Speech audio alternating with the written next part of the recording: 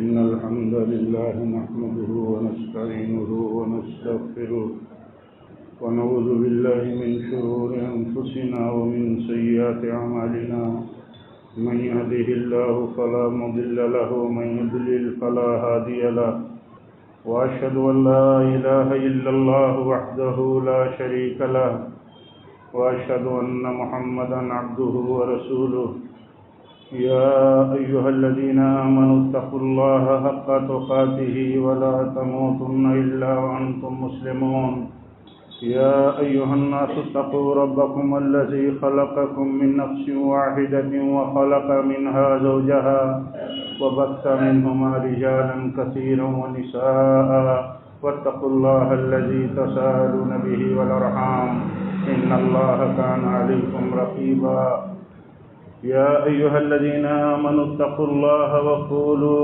قولا سديدا يصلح لكم أعمالكم ويغفر لكم ذنوبكم ومن يطع الله ورسوله فقد فاز فوزا عظيما أما بعد فإن خير الحديث كتاب الله وخير الهدي هدي محمد صلى الله عليه وسلم وشر الأمور محدثاتها وكل محدثة بدعة وكل بدعة ضلالة وكل ضلالة في النار أعوذ بالله من الشيطان الرجيم بسم الله الرحمن الرحيم لقد جاءكم رسول من أنفسكم عزيز عليه ما عنتم حريص عليكم بالمؤمنين رؤوف رحيم.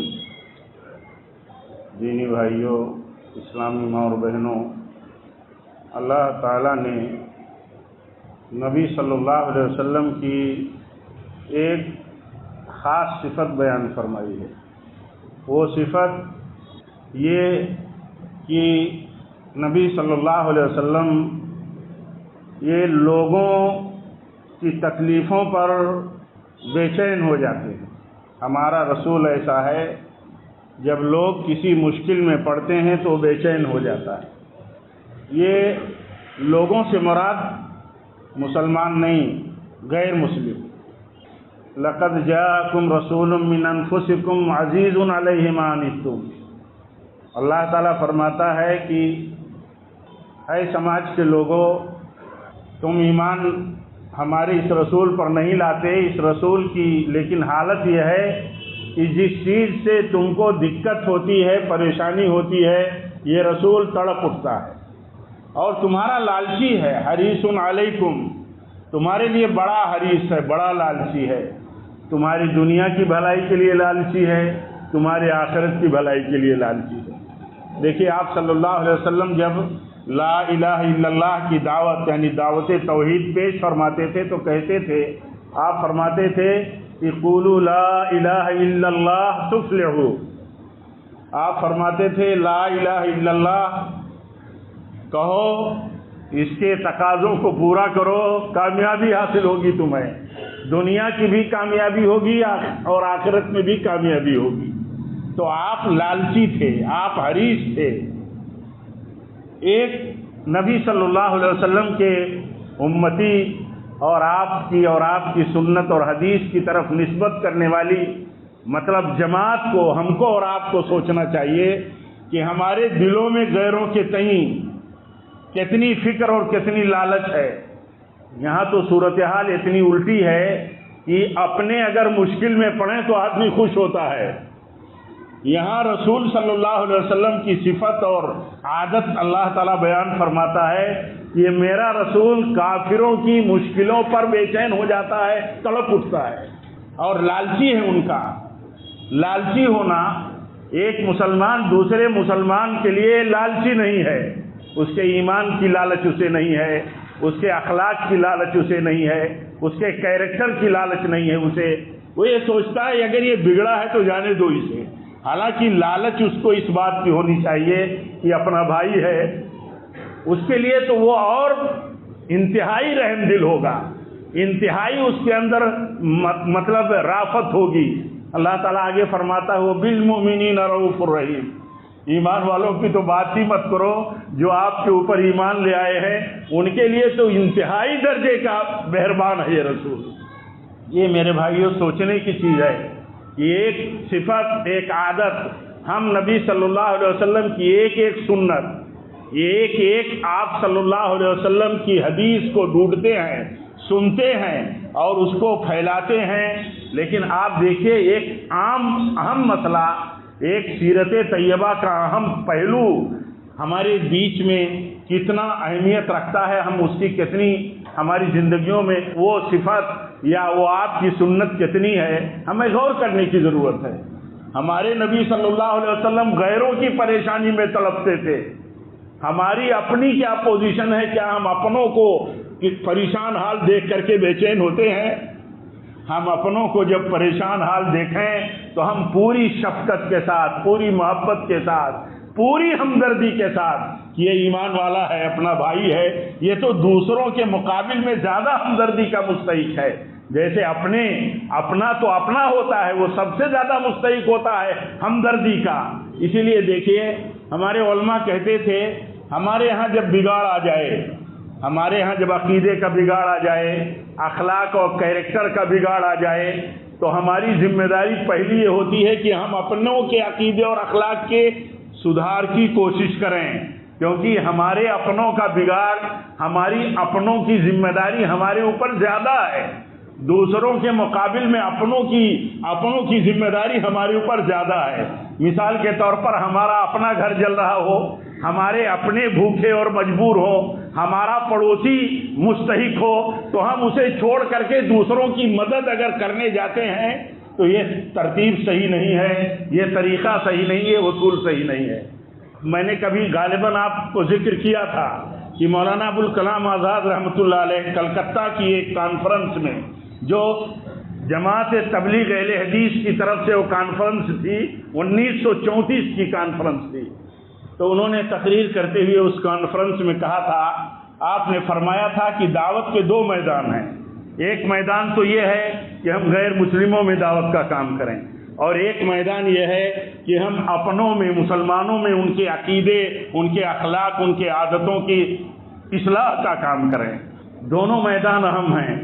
لیکن انہوں نے کہا کہ اگر اسلام کی جلوہ نمائی مسلمانوں ہی کے اندر موجود نہ ہو، مسلمانوں ہی میں نہ دیکھا جاتا ہو اصل اسلامی کیریکٹر، تو یہ زیادہ ضروری، انہوں نے کہا زیادہ ضروری ہے. ضرورت اس بات کی ہے کہ مسلمانوں کی اصلاح کی جائے. کیونکہ جب مسلمان اپنے عقیدے، اپنے اخلاق اور اپنے کیریکٹر کے ساتھ سماج میں رہے گا تو اس کا کیریکٹر اور اس کا وجود خود اسلام کی دعوت بن جائے گا.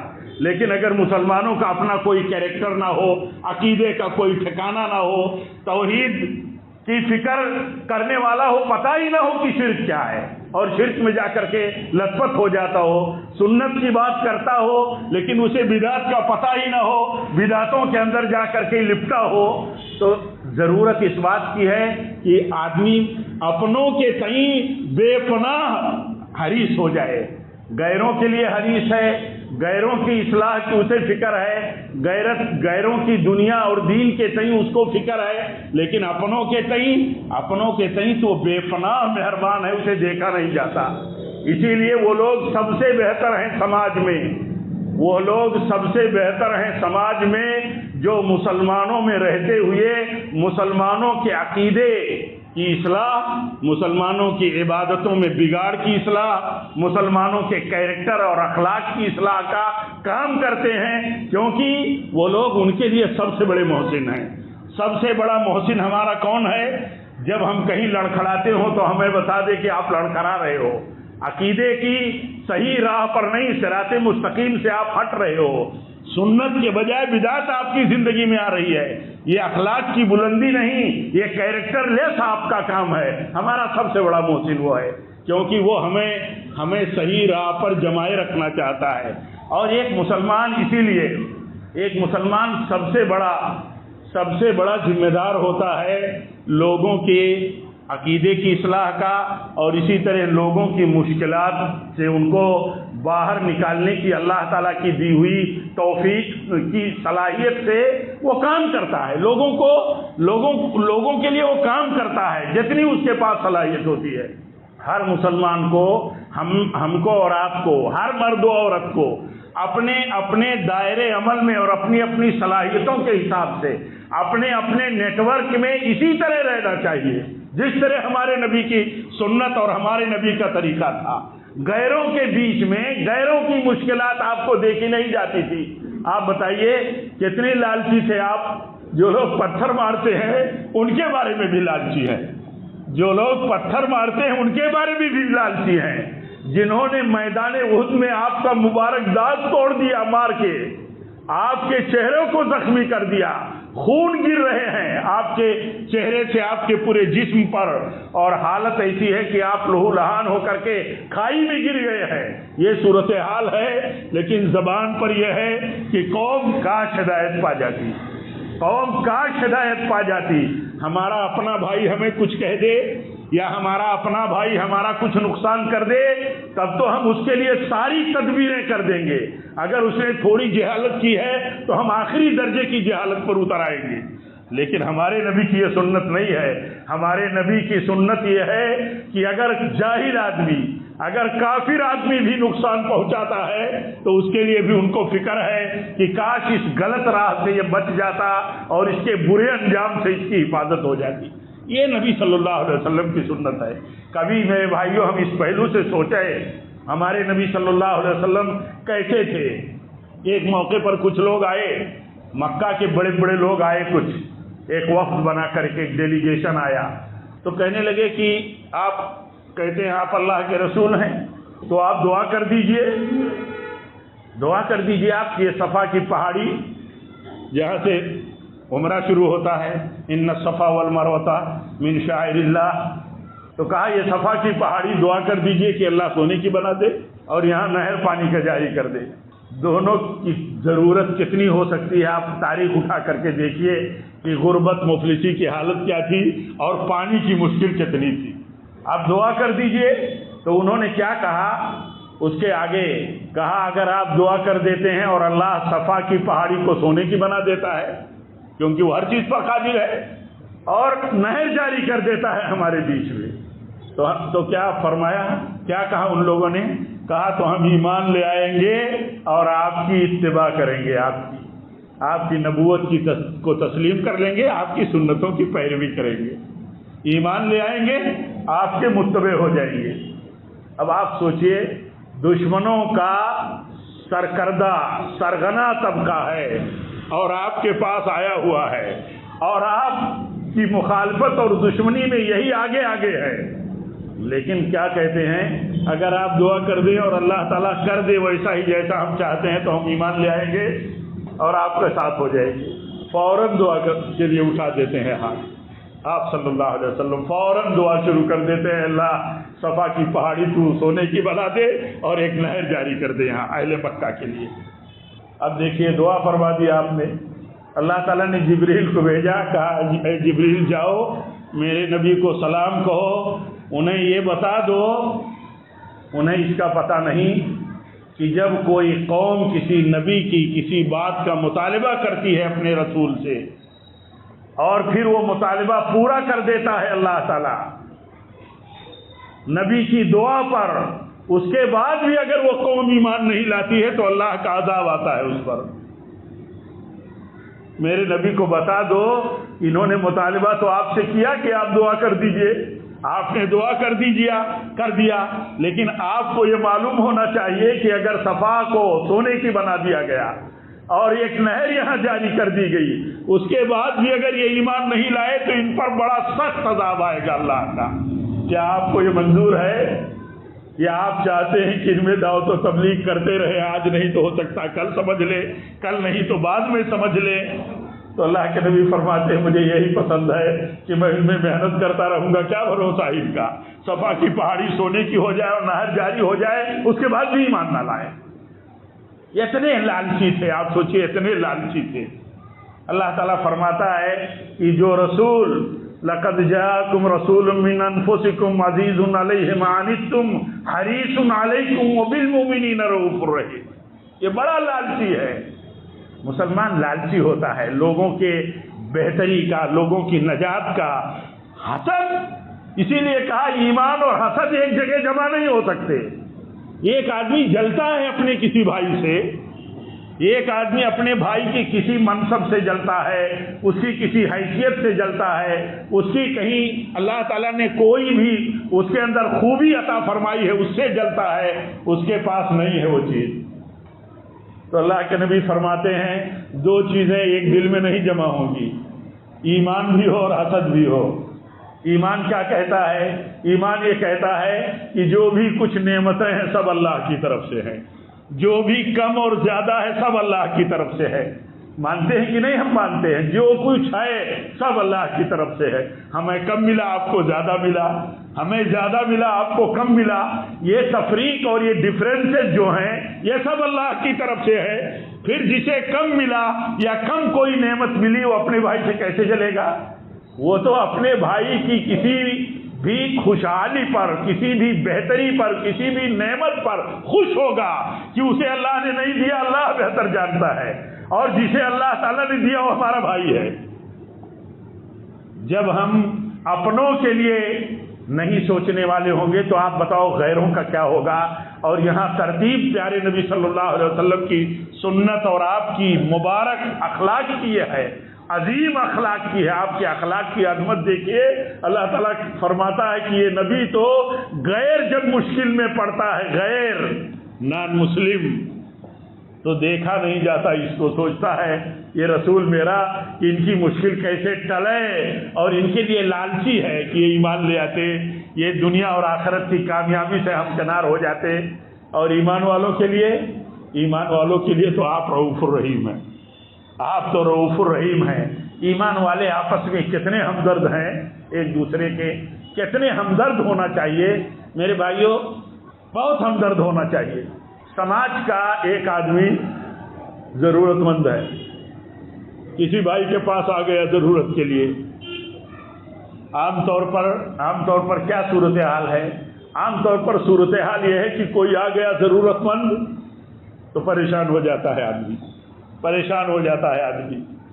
حضرت سفیان ثوری کے تعلق سے نقل کیا جاتا ہے کہ ان کے پاس اگر کوئی ضرورت مند آتا تو خوش ہو جاتے اور سوچتے کہ اس کی ضرورت پوری کریں. کسی کی ضرورت پوری کرنا نفل اور سنت کی عبادت سے بہتر ہے، ایسا سوچتے تھے. لوگوں کی ضرورتوں پہ کام آنے کی جو کچھ بھی اللہ تعالیٰ نے صلاحیت دی ہے اس سے پہلے صحیح سوچ کی ضرورت ہے. دیکھیے سوچ کیا ہے. ایسے ہی فضیل ابن عیاض سے مروی ہے، انہوں نے کہا لوگوں نے بیان کیا ہے کہ ایک ضرورت مند کسی کے پاس آیا اور اپنی ضرورت اس کے سامنے رکھا تو وہ آدمی کہتا ہے آپ نے مجھے چنا، اپنی ضرورت کے لیے میرے پاس آئے، جزاک اللہ خیرا، شکریہ ادا کیا. وہ آدمی شکریہ ادا کیا، کہا مجھے آپ نے موقع دے دیا کہ آپ کی ضرورت میں میں کچھ کام آ جاؤں، اللہ تعالیٰ آپ کو بہتر بدلہ دے. یعنی خوش ہو جاتے تھے، خوش ہوتے تھے. اچھے لوگ ہمیشہ کسی کے کام آ کر کے خوش ہوتے ہیں. اسے یہ نہیں سمجھتے کہ یہ مشکل میں مجھے ڈال دیا، بلا وجہ باتیں کرتا ہے، جھنجٹ میں ڈالتا رہتا ہے. اپنی استطاعت بھر کام آتا ہے. یہی نیک لوگوں کا طریقہ ہے. ہم اپنے آپ کو نیکوں میں شمار کرتے ہیں، ہم کہتے ہیں ہم نیک ہیں، ہم پابندی کرتے ہیں نمازوں کی، پابندی کرتے ہیں جمعہ جماعت کی، اللہ تعالیٰ اور برکت دے. لیکن یہ دیکھو کہ ہم لوگوں کے کام آنے کے سلسلے میں کیسی سوچ رکھتے ہیں. عام طور پر اسلام میں اللہ تعالیٰ کی راہ میں قربانی کی دو شکلیں بتائی ہیں، ایک جان سے ایک مال سے. جان سے اللہ تعالیٰ کی راہ میں قربانی دیتے رہو، مال سے اللہ تعالیٰ کی راہ میں قربانی دیتے رہو، صدقہ کرتے رہو. جیسے نماز کی پابندی کرتے ہو ایسے زکوٰۃ اور صدقات کی پابندی کرو. صدقہ ہر شخص کے اوپر اس کی حیثیت کے مطابق ہے، صدقہ ہر شخص کے اوپر اس کی حیثیت کے مطابق ہے. سماج ہمارا اللہ تعالیٰ ہم سب پر رحم فرمائے. اب تو ایسا ہو گیا کہ کسی کو اللہ نے زیادہ دیا ہے وہ زیادہ خرچ کرتا ہے تو آدمی کہہ دیتا ہے ریاکار ہے، کوئی تھوڑا سا دے دیتا ہے تو کہتا ہے اتنا دینے سے کچھ ہونے والا ہے، کچھ نہیں ہوگا۔ یہ جو سماج کی ہمارے برائی ہے یہ اس زمانے میں بھی تھی، یہ منافقت ہے، یہ منافقوں کا طریقہ تھا۔ اللہ نے جس کو دیا وہ زیادہ خرچ کرے، جسے کم دیا وہ کم خرچ کرے۔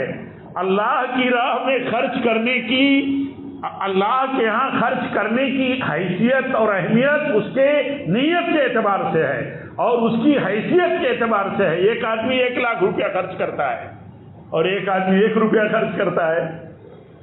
ایک آدمی 1 لاکھ روپیہ خرچ کرتا ہے وہ 100 کروڑ سے زیادہ کا مالک ہے، اور ایک آدمی 100 روپیہ خرچ کرتا ہے وہ 1000 روپے کا مالک ہے، 10,000 کا مالک ہے۔ آپ بتائیے ریشیو کے حساب سے، آپ بتائیے جس نے ہزاروں کی حیثیت رکھ کر کے 100 روپیہ یا 1000 روپیہ خرچ کیا اس نے ریشیو کے حساب سے زیادہ خرچ کیا، اور جس نے کروڑوں کی حیثیت کے بعد لاکھ روپیہ خرچ کیا اس نے کم خرچ کیا۔ سب کو موقع ہے، سب کو اللہ نے موقع دیا۔ نیک لوگوں کا طریقہ یہ ہوتا ہے، اللہ تعالی ہم سب کو وہی سوچ رکھنے کی توفیق دے کہ ہم کچھ نہ کچھ خرچ کرتے رہیں۔ صبح سے شام تک ہم اپنی ضروریات کے لیے، اپنے اہل و عیال کی ضروریات کے لیے، اپنے شب و روز کے خوراک اور دواؤں کی ضروریات کے لیے خرچ کرتے رہتے ہیں۔ یقیناً خرچ کرنا ہے، بہت بہتر خرچ ہے، لیکن ہم دوسروں کی ضروریات، دوسروں کے مسائل کے لیے کیا خرچ کرتے ہیں وہ بھی ہمیں سوچتے رہنا چاہیے۔ ایک تابعی ہیں مرثد بن عبداللہ المزنی، ان کے تعلق سے بیان کیا جاتا ہے کہ ان کی عادت تھی کہ وہ جب مسجد کے لیے نکلتے تھے تو کچھ نہ کچھ لے کے نکلتے تھے۔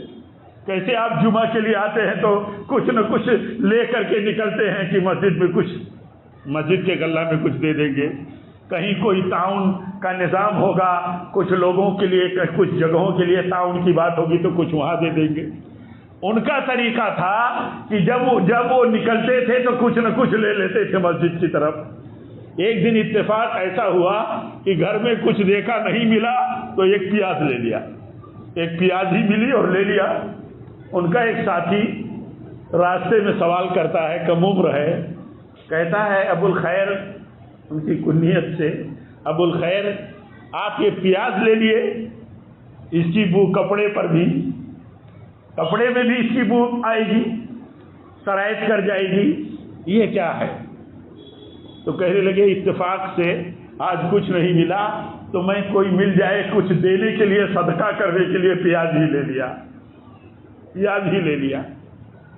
اس پر انہوں نے حدیث بیان کی، کہا کہ میں ایسا اس لیے کرتا ہوں، میں ایسا اس لیے کرتا ہوں کہ جب بھی نکلتا ہوں کچھ لے لیتا ہوں، کچھ دے دوں گا کہیں۔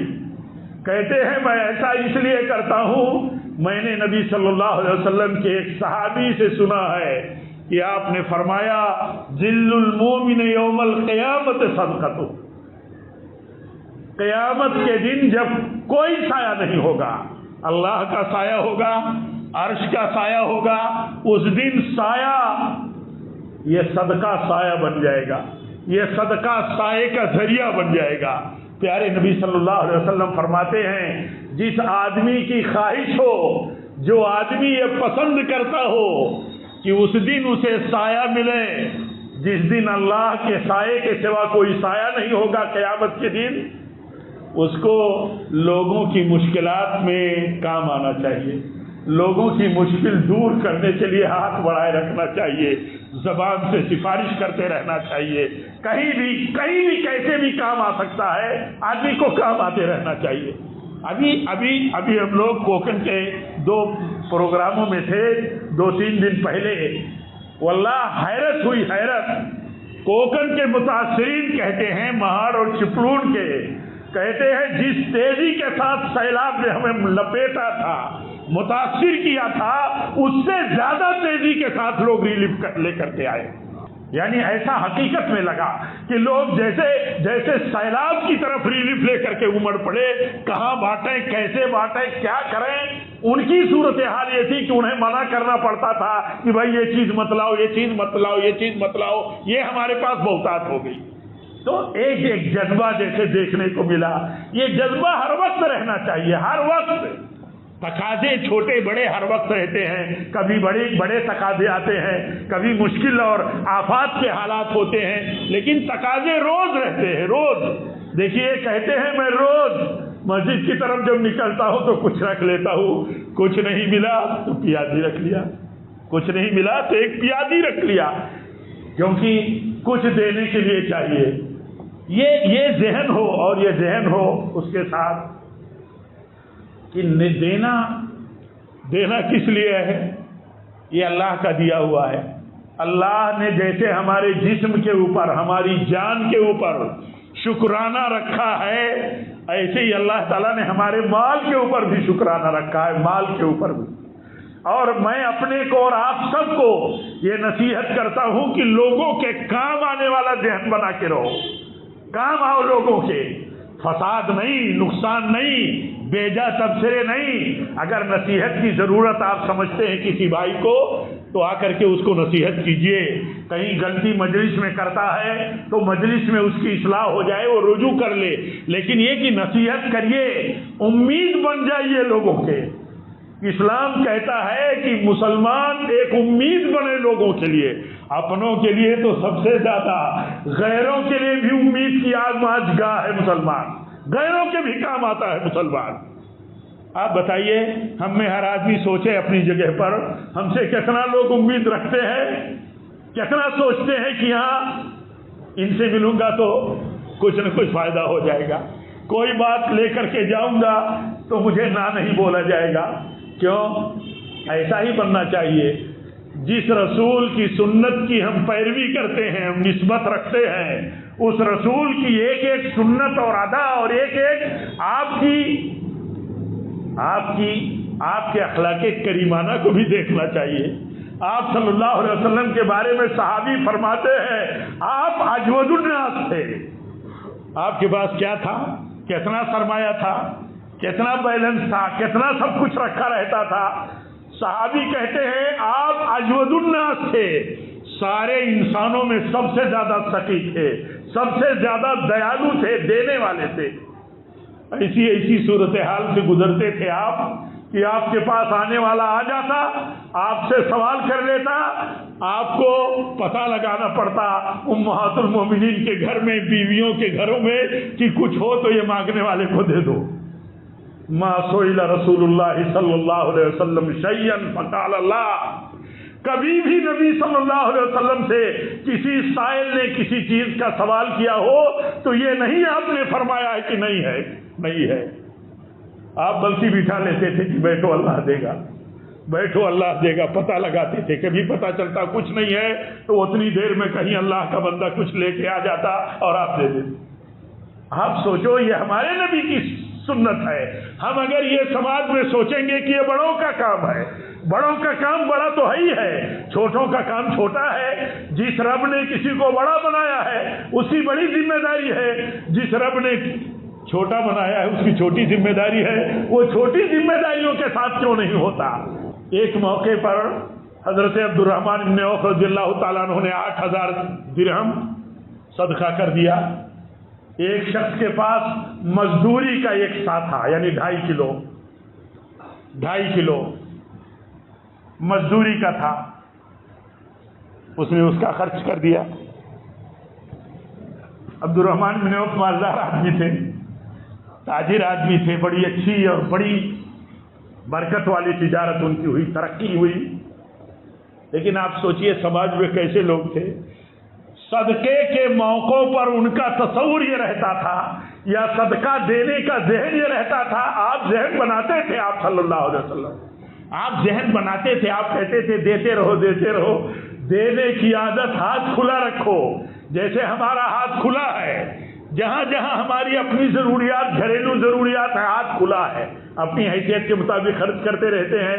ایسے اللہ کی راہ میں اسلام کے کلمے اور دین کی سربلندی کے لیے بھی ہمیں ہمارا ہاتھ کھلا رہنا چاہیے، ہماری حیثیت کے مطابق کھلا رہے۔ آپ نے سنا ہے، کتنی بار سنتے رہتے ہیں، تو بھوک کے موقع پر جب آپ نے چندے کا اعلان کیا تو کیسا کیسا چندہ آیا تھا، کیسا کیسا چندہ آیا تھا۔ اس میں ایسا بھی چندہ آیا تھا کہ کسی اللہ کے بندے کے پاس دینے کے لیے کچھ نہیں تھا تو جا کر کے مزدوری کر کے چندے میں حصہ بٹانے کے لیے کچھ لے کر کے پہنچ گئے۔ یہ ذہن نہیں تھا تو کیا تھا، یہ ذہن نہیں تھا تو کیا تھا۔ کبھی کبھی بندے کی نیت اور اس کی حیثیت کے مطابق اس کا تھوڑا دینا بہت بڑا کام آتا ہے، اور کہیں بڑا دینا کی ضرورت پڑتی ہے، جہاں چھوٹے لوگ بوجھ نہیں اٹھا پاتے وہاں ان کو کھڑا ہونا پڑتا ہے۔ کیسے آپ نے فرمایا یہ کنواں جس کے پانی کے محتاج ہیں لوگ، جس نے اسے خرید کر کے وقف کر دیا مسلمانوں کے لیے، اس کے لیے جنت ہے۔ آپ نے فرمایا اس کے لیے جنت ہے۔ کھڑے ہو گئے حضرت عثمان، وہاں ان کی ضرورت تھی، کھڑے ہو گئے، کہا کتنی قیمت مانگتا ہے، دے دیا اور اس کو وقف کر دیا، کہا سب کے لیے فری ہے۔ تو جہاں جیسی ضرورت ہے ویسے کام کرنا ہے، ہمیں اسی نقطۂ نظر سے کام کرنا ہے۔ میں عرض یہ کر رہا تھا کہ دیکھیے ایک مسلمان کو امید بننا چاہیے، مرد ہو یا عورت، وہ امید گاہ ہے لوگوں کے لیے۔ ہم سے لوگ امید رکھیں، آپ سے لوگ امید رکھیں، ہر ایک سے اچھائی کی امید رکھیں، کام آئے گا یہ ہمارا بھائی، ایسا ذہن لوگوں کا ہو۔ حدیث میں آتا ہے، اللہ کے نبی حضرت ابو ہریرہ بیان کرتے ہیں، ایک دن نبی صلی اللہ علیہ وسلم ایک بیٹھی ہوئی مجلس میں آپ کھڑے ہوئے، لوگ بیٹھے ہوئے تھے، آپ ان کے بیچ میں کھڑے ہوئے، آپ پوچھتے ہیں، کہتے ہیں کیا تمہیں نہ میں بتا دوں کہ بروں میں اچھا کون ہوتا ہے، بروں میں اچھا کون ہے، میں نہ بتا دوں تمہیں۔ اب پتہ نہیں ان کے دل میں کیا ڈر لگا کہ یہ مجلس کے لوگ ہیں اور آپ پوچھ رہے ہیں، چپ رہے۔ آپ نے 3 بار یہ سوال کیا، 3 بار، کیا میں تمہیں نہ بتاؤں کہ تم میں بروں میں تم میں اچھا کون ہے؟ تو ایک صحابی 3 بار جب آپ نے پوچھا تو انہوں نے فرمایا یا رسول اللہ بتا دیجئے ہم کو۔ تو آپ نے فرمایا تم میں سب سے بہتر وہ آدمی ہے جس سے بھلائی کی لوگ امید رکھتے ہو، جو لوگوں کی امید ہو کہ یہ ہمارے کام آنے والا ہے، اور جس کے بارے میں لوگوں کا یہ خیال ہو کہ ہمارا نقصان نہیں کرے گا۔ یہ پیمانہ دیا آپ صلی اللہ علیہ وسلم نے۔ ہر آدمی اپنے آپ کو دیکھے، ہم دیکھیں، اللہ سے توفیق مانگیں اپنے اخلاق و کیریکٹر کی بلندی کے لیے کہ ہمارے بارے میں لوگ کیا سوچتے ہیں۔ کیا یہ سوچتے ہیں کہ میں کام آنے والا ہوں لوگوں کا اور برا نہیں کروں گا کسی کا، یا آپ نے فرمایا تم میں سب سے برا آدمی وہ ہے جس کے بارے میں لوگ اس سے اچھائی کی امید نہ رکھتے ہو بلکہ ڈر لگا رہتا ہو لوگوں کو کہ یہ کہیں موقع پائے گا نقصان پہنچا دے گا۔ ایک بات بھی اگر ہم خطبے میں یاد رکھیں تو بھی کافی ہے کہ اللہ نے اور ہمارے دین نے، ہمارے رسول نے ہمیں نصیحت کی ہے کہ ہمارا کیریکٹر بلند ہو اور ہم لوگوں کے لیے امید بن کر کے رہیں۔ امید، آدمی اتنا ہی مکلف ہے جتنا اس کی حیثیت ہے، لیکن وہ کام آئے، لوگوں کو خوشی پہنچائے۔ اللہ کے نبی نے فرمایا صلی اللہ علیہ وسلم، سب سے بہتر اللہ کے ہاں وہ آدمی ہے جو اپنے کسی مسلمان بھائی کو خوشی پہنچا دے، خوشی کچھ ایسا کرے کہ اپنا بھائی خوش ہو جائے۔ ہم دیکھیں کہ ہم لوگوں کو خوش کرنے والا کام کرتے ہیں یا دکھ پہنچانے والا کام کرتے ہیں۔ اللہ تعالی ہم سب کو دین کی صحیح سمجھ عطا فرمائے۔ رب العالمین ہمیں اونچے اخلاق، بلند اخلاق والے دین کی جو ہمیں اللہ نے توفیق دی ہے، اس نعمت سے نوازا ہے۔ اللہ تعالی ہمیں ایمان کے ساتھ بلند اخلاق کے ساتھ اللہ تعالی جینے کی توفیق دے۔ رب العالمین ہمیں لوگوں کے کام آنے کی توفیق دے، ہم کام آئے، اپنی طاقت، اپنی صلاحیت اور اللہ کی دی ہوئی نعمت، یہ ساری نعمتیں اللہ کی ہے۔ ہم مال نہیں خرچ کر سکتے تو ہم اپنی دوسری صلاحیت لگائیں، زیادہ نہیں خرچ کر سکتے تو روپیہ 2 روپیہ خرچ کر سکتے ہیں، کام آئے، لیکن ذہن کیا ہو کہ ہم کام آئے لوگوں کے، اور ہم لوگوں کی امید بنیں، ایسا ہو کہ لوگ ہم سے اچھی امید رکھیں، ایسا ہم بنیں۔ اللہ تعالیٰ سے اس کے لیے ہم سب کو توفیق مانگتے رہنا چاہیے۔ رب العالمین سے دعا ہے کہ اللہ تعالیٰ ہم سب کو باہمی ہمدردی کی ذہنیت کے ساتھ، باہمی فکر مندی کے ساتھ، باہمی تعاون کی سوچ کے ساتھ اللہ تعالیٰ ہم سب کو رہنے کی توفیق دے، جینے کی توفیق دے۔ رب العالمین ہمیں توفیق دے کہ ہم اس سوچ کے ساتھ رہیں کہ ہم لوگوں کے کام آئیں، لوگ یہ سمجھیں ہمارے تئیں کہ ہم کام آنے والے ہیں، اور ہم جو کر سکتے ہیں اس کے تئیں لوگ ہم سے کانٹیکٹ اگر کرتے ہیں تو ہم خوش ہوں۔ آپ سوچیں، وہ بات یاد رکھیں کہ ہمارے نیک لوگ سلف میں ایسے تھے کہ کوئی مانگ لیتا تھا تو خوش ہو جاتے تھے کہ دینے کا اس نے موقع دے دیا، دے گا کتنا بندہ؟ جتنا اس کی استطاعت میں ہوگا، لیکن موقع پا گیا دینے کا۔